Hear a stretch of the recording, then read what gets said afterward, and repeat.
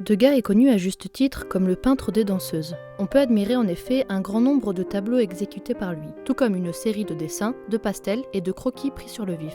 Il est vrai aussi qu'au XIXe siècle, les ballets représentaient un moment important dans la vie mondaine de la société. De plus, à partir de 1875, la danse prend un essor nouveau avec l'inauguration de l'Opéra Garnier, véritable temple des arts. Ce tableau surprend un moment significatif de forte tension avant la véritable représentation. Le maître de ballet, au milieu des danseuses, contrôle de près les moindres gestes du petit groupe qui avance.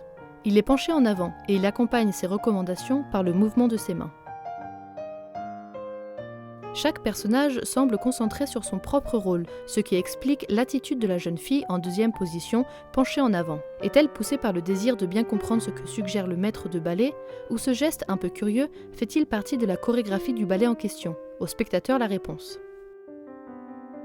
L'atmosphère générale se rattache plutôt à un désordre joyeux, où chacun s'occupe de sa propre performance, ce qui donne au tableau l'aspect d'une simultanéité de gestes qui paraissent sans coordination, comme dans les répétitions d'un orchestre où l'on est surpris par une cacophonie imprévue juste avant le concert. Cette sensation, face à une multiplication des scènes séparées, est confirmée par le point de vue. Le spectateur se trouve dans une loge élevée qui surplombe la scène, permettant ainsi d'embrasser d'un seul coup d'œil l'ensemble dans toute sa complexité. On voit en effet une danseuse en train d'ajuster le nœud de son ruban, qui peut-être lui serre un peu trop le cou. Une autre lace son soulier.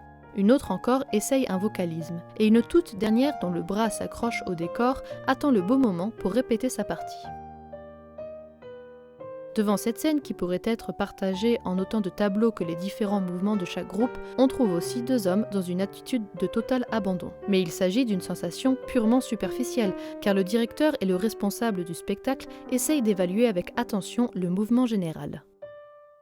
Degas, fasciné par le mouvement des corps, représente avec un réalisme sensationnel les gestes des danseuses, à tel point qu'on peut imaginer le petit groupe s'avançant à petits pas sur les pointes, en remuant les bras comme si c'était des ailes, suivant les notes d'une musique romantique. La tenue des danseuses, un tutu blanc, nous renvoie à l'époque d'or des grands ballets classiques. L'artiste, qui fréquentait assidûment les salles de danse et assistait souvent aux répétitions, reproduisait avec une extrême exactitude les scènes. En effet, sur ces tableaux, on reconnaît très bien les artistes les plus célèbres de son temps. Les trois versions du tableau, la répétition sur scène et les croquis pour l'étude des gestes, témoignent l'importance que Degas accordait à ce sujet.